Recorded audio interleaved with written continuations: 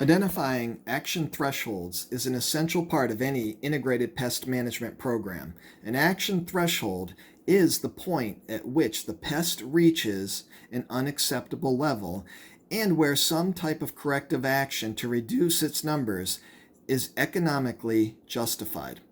Action thresholds and the corrective action taken vary depending on the pest, site, geographical location, and time of the year.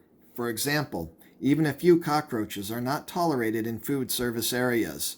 Very low action threshold. On the other hand, clover in a regularly mowed area will not crowd out the desired turf. High or no action threshold. Some pests can have an action threshold of one sighting. Other predictable and unacceptable pests may require no sighting at all to take action.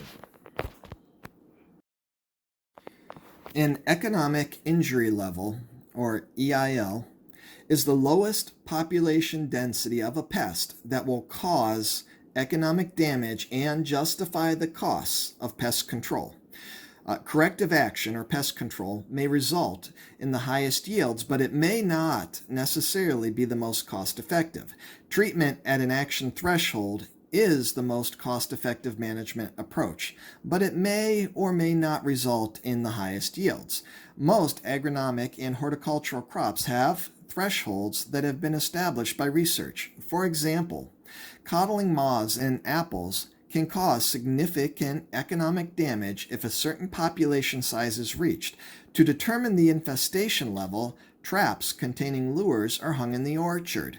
If more than 5 coddling moths are caught in a trap per week, there is a high risk for problems from future generations of coddling moths. By applying a pesticide within 5 to 7 days, growers can keep populations to an acceptable level.